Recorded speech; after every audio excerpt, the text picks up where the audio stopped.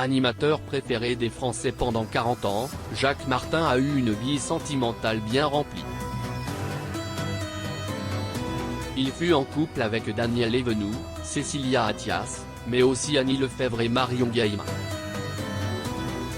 Et l'ancienne première dame fut sans doute celle qui le fit le plus souffrir.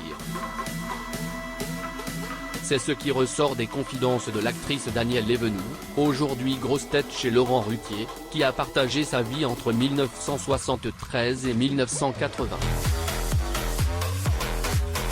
Invitée de Mathieu Delormeau ce 7 mai, sur le plateau de TPMP People, elle a expliqué comment l'infidélité de Cécilia avec Nicolas Sarkozy avait anéanti Jacques Martin.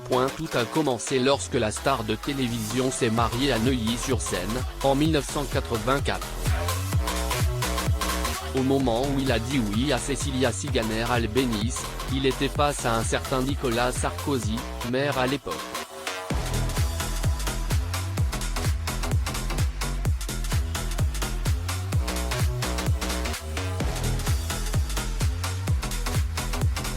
Après la naissance de ses deux filles, Judith et Jeanne-Marie, Jacques Martin a découvert le pot rose. À lire également Nicolas Sarkozy rembarré par Valérie Pécresse, femme d'honneur, elle aurait refusé son don. De son côté, Nicolas Sarkozy était marié à Marie-Dominique Clioli, avec qui il avait eu deux fils, Jean et Pierre. Sa liaison avec Cécilia à partir de 1994 a fait éclater les deux familles. Et pour Jacques Martin, la trahison fut d'autant plus dure qu'elle venait d'un ami proche. Il m'a dit un jour: tu vois Daniel, il vaut mieux être cocu en amour qu'en amitié.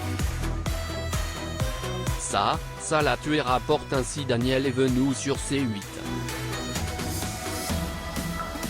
L'idylle devient ensuite une histoire d'amour officielle, quand en 1996, les Sarkozy se marient à Neuilly-sur-Seine, avant d'avoir un fils, Louis, en 1997. Un coup dur que Jacques Martin n'a jamais digéré, au point où il avait envisagé le suicide ou le meurtre, comme il l'avouait dans une interview rediffusée à sa mort, en 2007.